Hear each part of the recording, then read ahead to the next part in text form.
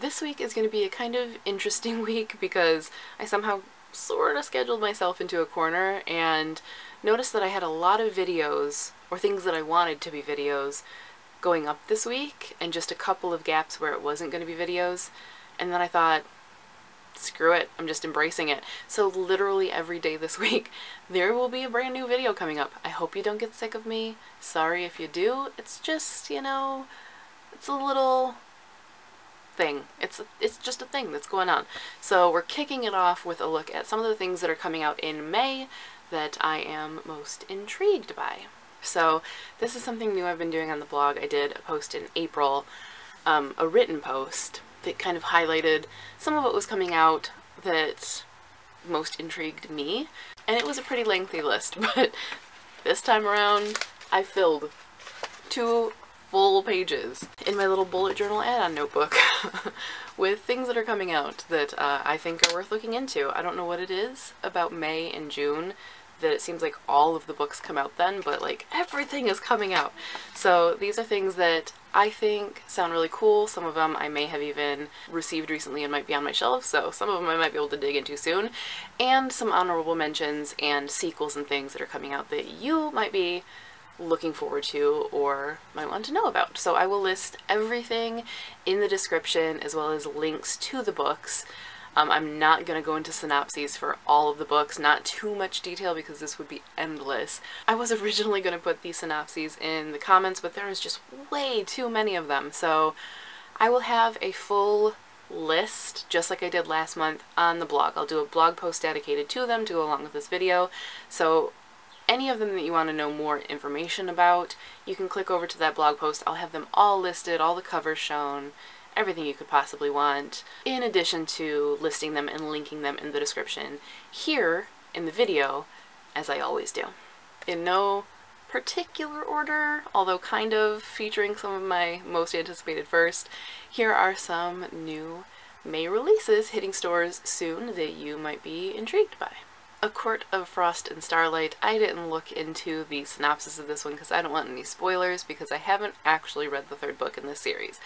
But I love this series and I'm so looking forward to getting back into it. The fact that the 4th book is coming out is kind of a kick in the pants that I need to pick up the 3rd book because everyone talks about how good it was and I know that I'll love it. So it's probably already on your radar, but if not, it should be probably. Ship It. This book normally I think isn't one that you would expect me to be like, yeah, this is anticipated. For whatever reason, contemporary is really calling to me this month, and there is a number of contemporary books. Did I say that right? Whatever. There are so many contemporary books on this list.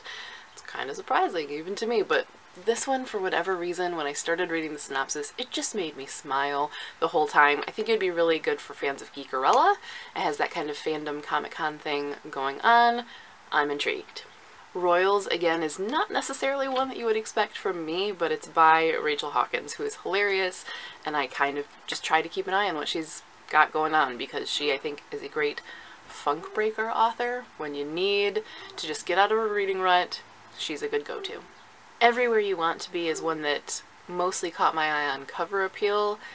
The synopsis didn't win me over a ton, except that it is a retelling of Red Riding Hood, and I'm curious to see how that's gonna work. And I mean, fairy tale retellings are automatic. They're added to the list, doesn't even matter. It's just a given. And speaking of automatic bookish boyfriends, which I've seen just on its own, but I've also seen it with the subtitle, A Date with Darcy. This is a story about this girl whose her bookish loves, all of her classics, come to life, and how whether she's actually gonna gel with them, all that stuff. But I mean, basically, it has Darcy in the title. It's got that like lit nerd element. Anything Jane Austen goes on the list. You already know that. The Smoke Thieves. This one, it could go either way. It sounds pretty typical fantasy. However, I'm in book chat mode. I've been making a list for an updated buzzwords book chat, and the first line of the synopsis, which is a princess, a traitor, a hunter, and a thief, it kind of hits a lot of my buzzwords. So, I mean, it had to go on the list just from that alone. I didn't even need to read any further. I was like, okay, yep, if you don't have anything nice to say, I haven't read anything by yaselves, but I've heard so much good about her books. I do have The Song Will Save Your Life on my shelves, and I've heard endless good things about that one. This one in particular, though, appeals to me. It deals with online shaming culture, which you see all the time. Someone does something boneheaded on the internet, and it will haunt them forever. Sometimes it feels deserved, and you get that little vindictive schadenfreude joy of seeing someone get what's coming to them. But especially when you're dealing with a teen who maybe didn't think something through, said something stupid, or it gets interpreted the wrong way or whatever, to see someone's life come crashing down, sometimes it just can be a bit much. And I think it's something interesting to delve into, and I'm curious to see where this one would go, and probably would be a good conversation starter as well. So this one on the list. Undead Girl Gang. This one is described as Veronica Mars meets The Craft, and I literally didn't need another single word in the synopsis to know that this one I will be picking up. Like, that pairing, peanut butter and chocolate, man, that's like, that sounds perfect. Dark of the West is another fantasy that could be really typical. It's from Tortine, and I tend to like what they come out with even when it is kind of typical. It's described as Codename Verity meets The Winter's Curse, and I'm intrigued by that kind of comparison, and I'm intrigued by a lot of the elements of it, so even if it ends up being predictable, it's still something that it set my book sensors tingling. I wanna know. I wanna know. The Queen of Sorrow is actually the third book in a series, but again, this is another kick in the pants to me because it's by Sarah Beth Durst, and I haven't picked up the series at all, and I should have, because Sarah's one of my authors to watch, so this is kind of a no-brainer. Reminder to you, if you are a fan of the series, that the third book is coming out this month. I'm sorry I'm not doing these in the order that they're coming out, but that just doesn't appeal to me for some reason. Always Never Yours. Again, you might not be expecting this one from me. It sounds very cutesy. I don't always do cutesy, but sometimes I crave it. And this one kind of sounds like it has a little bit of a Cyrano de Bergerac thing going on, so I don't know, that just appeals to me. Maybe that should be in the buzzwords list. I like books that kind of take that format, that template, so. Plus it has the cutest cover.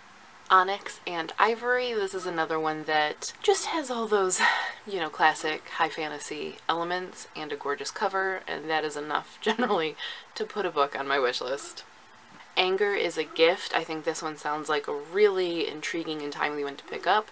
It's about a boy whose dad is shot by the cops, and then his dad is torn apart by the media, of course, as it always tends to play out when there is a police shooting in this country. Kind of delves into that whole quagmire and, you know, race relations and things like that, and I think potentially could be a great conversation starter, so I'm curious to see where that one goes. Furyborn is another fantasy that I think is probably already on everyone's list, so maybe I don't need to say much about it, but, you know, it's just one of those things that the cover catches your eye, the synopsis is, you know, what it is, but if you're a fantasy fan, you're probably already aware of it.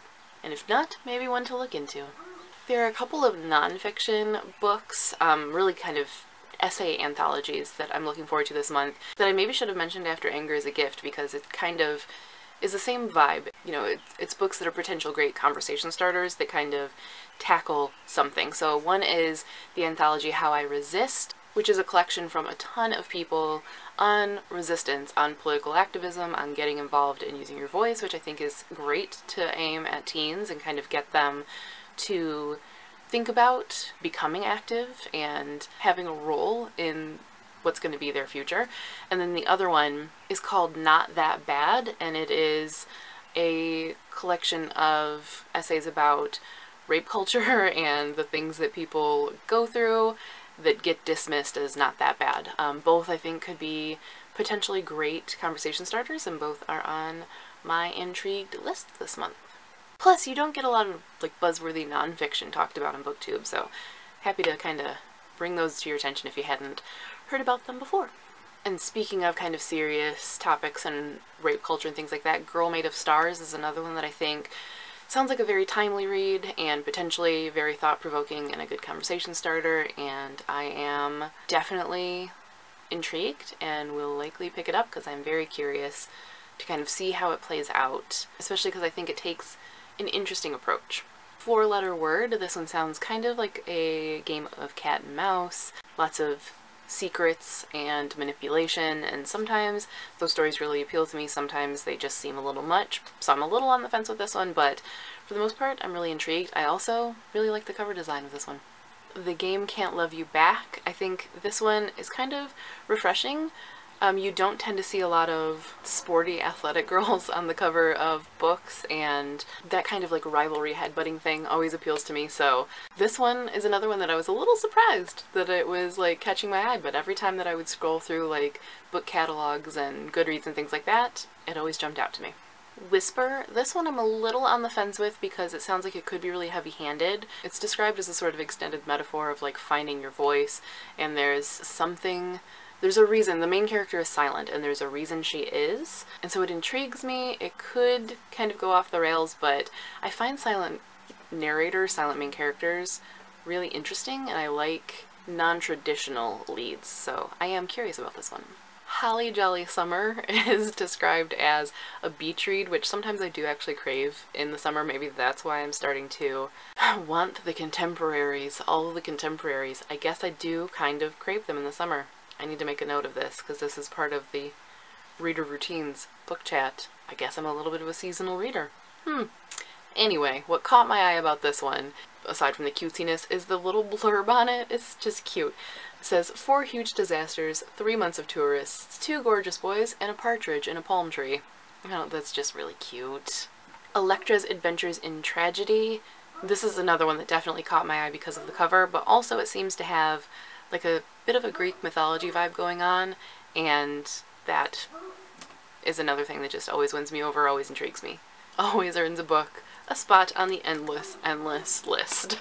The Handsome Girl and Her Beautiful Boy. This is one that I saw a lot of really early buzz for, and it kind of caught my eye when I was looking through catalogs way back, but I had kind of forgotten about, but now that it's getting ready to be released, it kind of reminded me of it again, and I'm curious. I also think that it's going to find a really receptive audience. Yeah, I don't know. It sounds interesting. I'll leave it. Check out the synopsis. I have a few more that are on my anticipated list that are actually in my possession, so I might actually be able to dig into some of these this month. One, actually, let me grab the Kindle, and then I can show you the covers without putting it on the screen. How about that?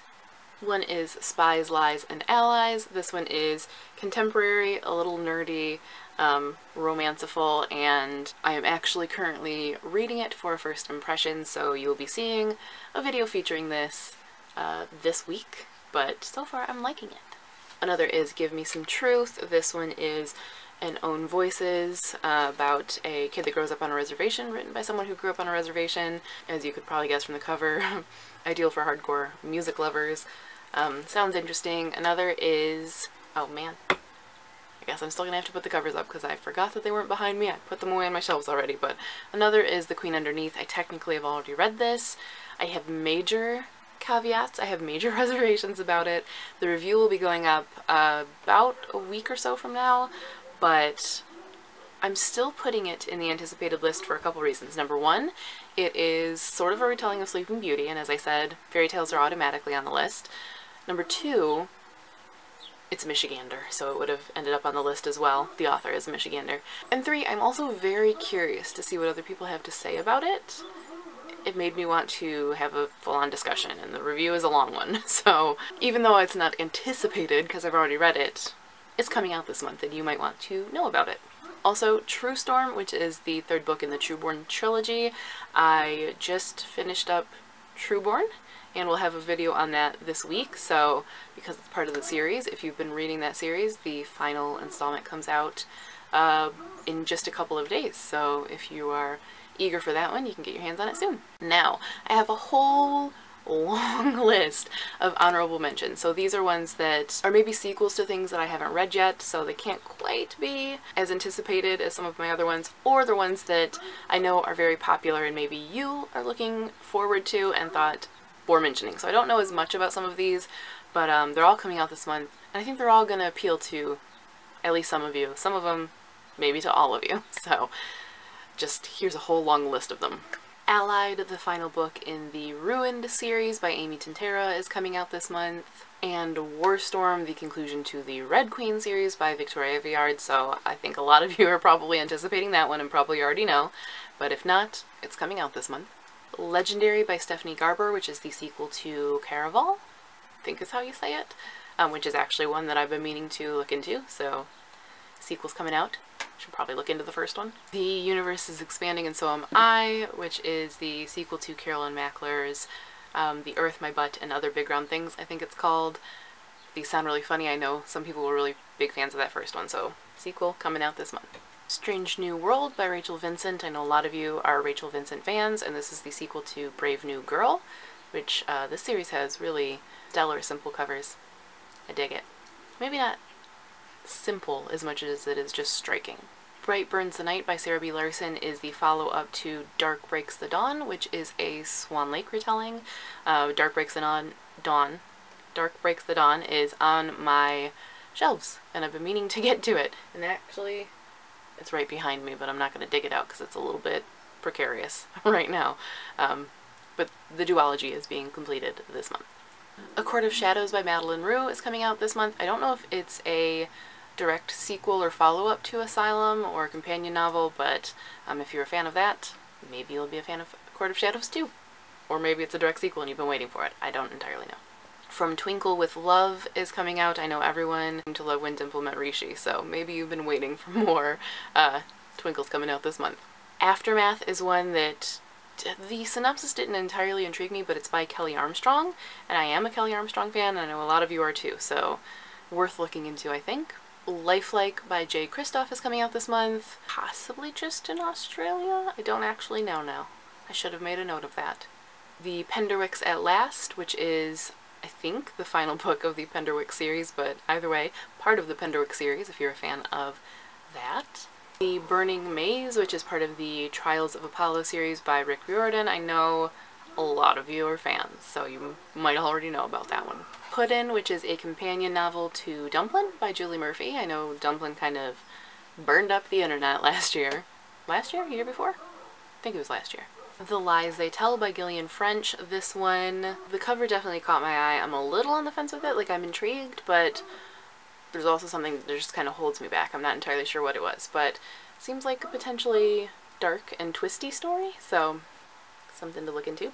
And lastly, we have Listen to Your Heart by Casey West. I know there are a ton of Casey West fangirls out there. I do have some books by her on my shelves that I really should pick up. Like I said, occasionally I do crave contemporary, especially in the summer, and her books, what I have, seem to really appeal to me. So, maybe that'll be one of my beach reads this year. But that is all for this endlessly long list. Sorry if it was overwhelming for you guys. Like I said, I'm going to have a blog post that goes along with this that will have all of the books, all of the covers so you can get your little cover love on, all of the synopses so that you can see what they're all about in a little more detail than I was able to go into. Everything you could want will be in that blog post, so if you want to know more about any of them, click over to that, or all of the books will be listed in the description and you can click over to them directly from there. But that is a whole lot of things coming out in May that I'm intrigued by, or I think you might be looking forward to. There's tons more though. There's so much coming out this month. If you know of something amazing that's coming out this month that I failed to mention, please leave it in the comments because I would like to know, and I'm sure other viewers would like to know as well.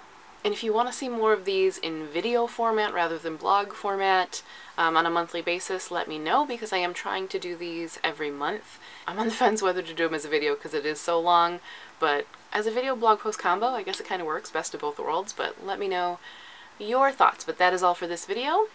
Let me know which ones you're most looking forward to. Keep an eye out for all the rest of this week because I have videos going up every single day. But until tomorrow's video, thank you guys for watching and happy reading!